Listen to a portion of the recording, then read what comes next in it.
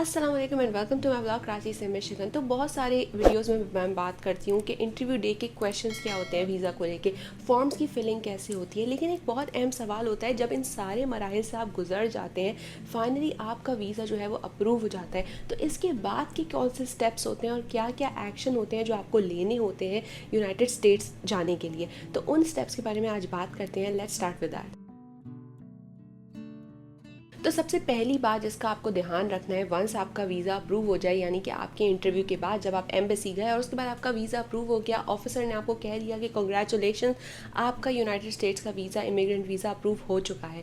लेकिन इसके बाद आपको जिस चीज़ का ख्याल रखना है वो ये कि जब तक आपके हाथ में आपका पासपोर्ट नहीं आ जाए जिस पे आपका वीज़ा जो है वो स्टैम्प ना हो, या वीज़ा जो स्टेपल होता है वीज़ा का पेज वो ना हुआ हो, तब तक आपको कोई जो है वो अपने मेजर ट्रैवल प्लान्स फाइनलाइज नहीं कर लिए हैं। कोई अपने आप घर, गाड़ी, ये चीज़ें, प्रॉपर्टी सेल ना कर दी जाए, और जो आपकी जॉब है उसको रिज़ाइन नहीं कर दें। तो ये कुछ चीज़ें हैं जिनका ख्याल रखना चाहिए कि जब तक आपके हाथ में आपका पासपोर्ट, वीज़ा स्टैम्प हुआ हुआ ना मिल जाए, तब तक आप ये कुछ बड़े बड़े काम ना करें, क्योंकि फाइनली आपको तभी यकीन होगा कि आपका वीज़ा अप्रूव हो गया जब तक वो आपके हाथ में आ जाएगा। क्योंकि अक्सर ऐसा होता है बहुत सारे लोगों के साथ कि उनका वीज़ा ऑफिसर ने कह दिया कि अप्रूव हो गया, लेकिन वो वहाँ पे इन ट्रांजिट लिखा आ रहा है, वो कुछ आगे जाके कुछ एपी में चला गया है, कोई और मसाइल हो गए। तो इस किस्म की चीज़ें भी देखने में आती हैं। तो सेफ साइड के लिए जब तक आपके हाथ में ना आ जाए, आप इस किस्म के प्रॉपर्टी सेल करने और इस तरह के बड़े डिसीजन ना लीजिए। अब जैसा कि हम जो पासपोर्ट पिकअप का सिलेक्शन करते हैं, जाके आपने जब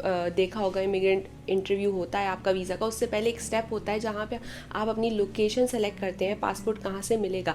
तो जहाँ भी आप जाएंगे पासपोर्ट लेने के लिए, अपना पासपोर्ट जब आपके हाथ में आएगा, तो जो पहला काम है आपको करना है वो यही करना है कि आपको देखना है, वेरीफाई करनी है कि पासपोर्ट पे जो भी आपकी बायोग्राफिकल इन्फॉर्मेशन है या जो भी आपकी स्पेलिंग्स है, ये तमाम चीज़ें करेक्ट लिखी हुई हैं। इन तमाम चीज़ों में कोई एरर तो नहीं है। आपकी डेट ऑफ बर्थ हो गई, आपका पासपोर्ट नंबर, हर चीज़ वैसे ही प्रिंटेड होके आई है जैसा कि आपकी एक्चुअल डिटेल्स है। तो इनको वेरीफाई करना बहुत ज़रूरी है। इनमें कोई भी मिस्टेक हो तो जल्द से जल्द अपनी एम्बेसी से या कॉन्सुलेट से रब्ता करें और उनको इन्फॉर्म करें।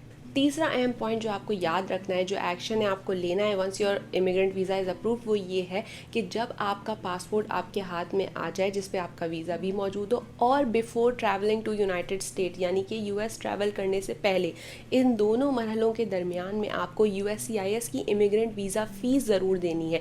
ये फ़ीस जो है वो आगे जाके इस्तेमाल की जाएगी आपके इमिग्रेंट वीज़ा के पैकेज को जो है वो प्रोसेस करने में, आपका जो ग्रीन कार्ड आपके घर आता है, उन चीज़ों में। तो ये इमिग्रेंट वीज़ा की जो फ़ीस है, ये लास्ट चेक जब मैंने की थी तो $220 थे, लेकिन आप देख लीजिएगा अपने रिसेंटली आपके लिए कितनी है। तो इसका पे करना बहुत ज़रूरी है। ये इमिग्रेंट वीज़ा की जो फ़ीस है ये कहाँ पे होती है, कैसे पे होती है, लिंक मैं डिस्क्रिप्शन में दे दूँगी। यहाँ पे जाके ये आप ऑनलाइन फ़ीस पे कर सकते हैं।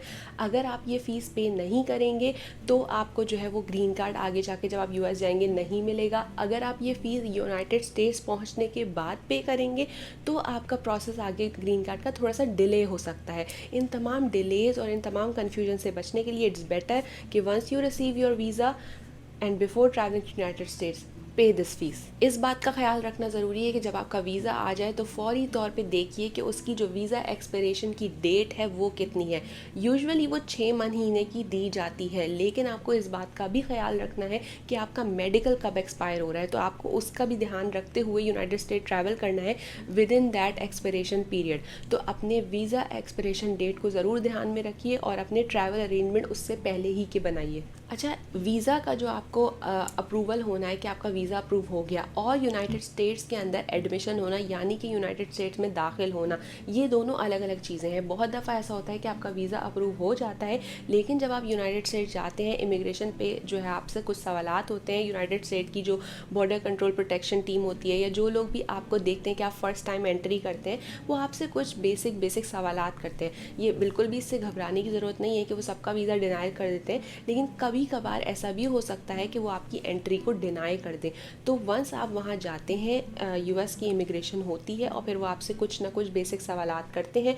उसके बाद जो है वो US custom and border protection जो होती है वो आपके वीज़ा पे स्टैम्प करती है कि जी अब आप यूनाइटेड स्टेट्स के अंदर दाखिल हो सकते हैं। तो फाइनली आप जो है वो यूएस में दाखिल होते हैं। तो इस बात का ध्यान रखना भी ज़रूरी है कि आपका जब वीज़ा अप्रूव हो गया, लेकिन यूएस एक्चुअली पहुँचने के लिए आपको वहाँ पर भी कुछ ना कुछ बेसिक से सवालात के जवाब जवाब देने होंगे वो इसी से मुताल्लिक होते हैं। आप किसके घर जा रहे हैं, वहाँ पे आपका एड्रेस क्या होगा, आपका नाम, आपके अगर स्पाउस वीज़ा पे जा रहे हैं स्पाउस का नाम, कुछ बेसिक डिटेल्स होती हैं। इन तमाम सवालात के बारे में कि first time traveller United states में जब जाते हैं उनको क्या क्या चीज़ें फ़ेस करनी होती हैं एयरपोर्ट पे, मैंने एक डिटेल वीडियो की है, उसका डिस्क्रिप्शन में मैं लिंक दे रही हूँ, यहाँ पे भी वो शेयर कर रही हूँ, इसको ज़रूर आप चेक कीजिएगा। बहुत सारे लोग ये सवाल करते हैं कि जब हम यूनाइटेड स्टेट्स पहुँच जाएंगे तो ग्रीन कार्ड हमारा कब हमारे हाथ में आएगा और हमें सोशल सिक्योरिटी नंबर जो है वो कैसे मिलेगा, कब मिलेगा।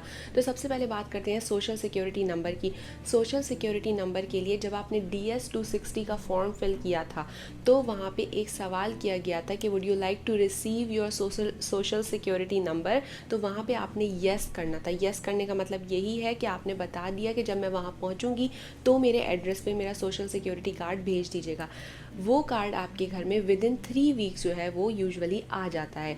अगर ऐसा ना हो कि 3 वीक्स के अंदर आपका सोशल सिक्योरिटी कार्ड ना आए तो फिर आप अपने इलाके में, अपने एरिया में मौजूद जो आपका लोकल सोशल सिक्योरिटी ऑफिस हो वहाँ पे जाइए और उनको फौरी तौर पे इन्फॉर्म कीजिए, वो आपको वहाँ से भी वो इशू कर सकते हैं। ग्रीन कार्ड भी आपका जो है वो आपके घर खुद ही मेल बॉक्स में आ जाएगा और इसके लिए 90 to 120 डेज़ यूजुअली लगते हैं।